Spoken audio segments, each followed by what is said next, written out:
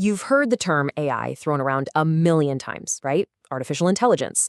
But to really get what it is, we're not going to start with code or robots. Nope. We're going to start with something, well, something a lot more human. A problem every single one of us deals with every single day. So let's just get real for a second. Think about the last really tough decision you had to make. Was it a walk in the park? I'm guessing not. We all wrestle with choices, from what to binge watch next, all the way up to the huge, life-changing stuff. But what is it that makes making a good decision so incredibly hard? Well, it really boils down to one simple, kind of terrifying fact: uncertainty. Every single choice we make is a bet. It's a gamble, because we have no idea what's coming next. We're always making a call in the dark, and we never really know the outcome until it's already happened. Now, our brains have evolved two different modes to deal with this. You can call them fast thinking and slow thinking. Your fast thinking, system 1, is your gut instinct. It's automatic, it's what keeps you alive. System 2, your slow thinking, is that conscious, analytical part of your mind that weighs the pros and cons. But here's the kicker. That slow, careful system, it's surprisingly buggy. It's full of biases and mental shortcuts that can point us in the completely wrong direction, and we often don't even see it happening. So, if our own minds are a little bit flawed, what's the solution? Well, this is where the whole story pivots. This is where artificial intelligence walks onto the stage, not as a sci-fi villain, but as what might be the most powerful tool humanity has ever invented for tackling that core problem of uncertainty. So how on earth does a machine do that? Well, it starts at the bottom.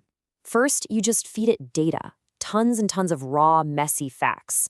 Then you start to organize it, give it context, and suddenly that data becomes information. But the real magic, the crucial step, is when the machine starts sifting through that information and recognizes patterns. And that is knowledge. See, the whole goal is to climb this pyramid by understanding everything that's happened in the past. All that data, all that information, all that knowledge, an AI can start to anticipate the future. It's not a crystal ball, okay? It doesn't give you a perfect picture, but it gives you a probabilistic window, a little peek at what's likely to happen. And that lets us make way, way better decisions. And that really is the heart of it. At its core, AI is about our deep human desire to replace pure guesswork with mathematics.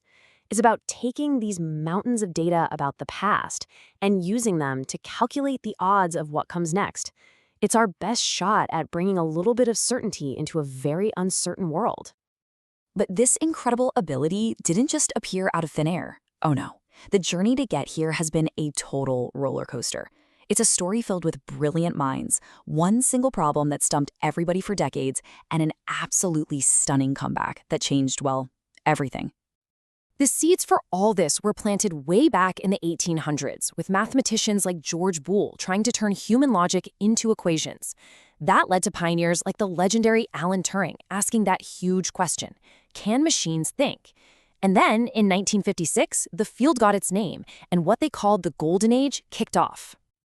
And the first big star of that Golden Age was a machine called the perceptron. It was the first real neural network, basically a simple electronic brain. And you know what? It worked. It could actually learn to recognize patterns and solve simple problems. The excitement was off the charts. People thought the future had arrived. Or had it? The whole field was about to hit a brick wall, and that wall was called the XR problem. See, these early AIs could solve problems where you could draw a single straight line to separate the answers. But with XR, the data was in a cross pattern. There's no way to draw one single line to solve it, and this one seemingly tiny problem brought the entire field to a grinding halt. That failure caused a total meltdown. All that initial excitement turned into doubt. Progress just stopped. For more than 20 years, the money dried up, the labs went quiet, and the whole field entered a long, cold period that everyone now calls the AI winter. So, how did the winter end? Two absolute game-changing breakthroughs. First, a new technique called backpropagation gave the networks a much smarter way to learn from their mistakes.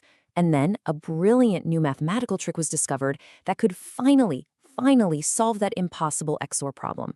The ice thawed, and the revolution was back on. And that revolution brings us right here, to today. Because after all those decades of theory and false starts, AI isn't just in the lab anymore. It is completely woven into the fabric of our world, often in ways we don't even notice. Think about your hospital. AI is right there with the doctors, analyzing scans to spot diseases earlier and with more accuracy than the human eye. It's predicting patient risks, and it's even helping researchers discover new life-saving drugs at a speed that was once unimaginable. The moment you step into a modern car, you're interacting with AI. It's in the driver assist features that help prevent accidents. It's the brain behind the self-driving systems that are on the horizon. And it's the AI that plans the most efficient routes to get your packages delivered on time. AI is also guarding your money. Every second of every day, machine learning algorithms are scanning millions of transactions looking for fraud. It's running high-speed trading on Wall Street, and when you apply for a loan, chances are it's an AI that's assessing the risk. And of course, it's in our entertainment, that little recommendation engine that knows exactly what movie you want to watch next, pure AI. But now it's going a step further. It's becoming the creator, composing music, writing stories, and generating mind-blowing art from just a few words. Okay, so if this is where we are now, the really big question is, where are we headed? To even begin to answer that, you have to understand that there are different levels of intelligence that researchers are aiming for. Right now, today, every single thing we've talked about falls into this one bucket: weak AI or narrow AI. It can be insanely powerful, but it's a specialist.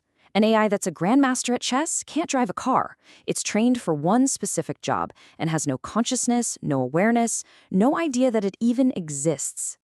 The next giant leap, the holy grail of AI research, is strong AI, or what's called artificial general intelligence, AGI.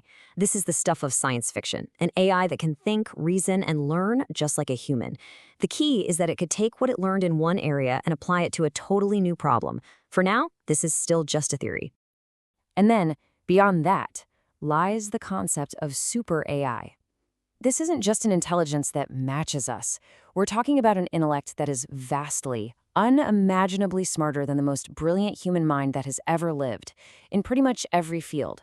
An intelligence we can barely even comprehend.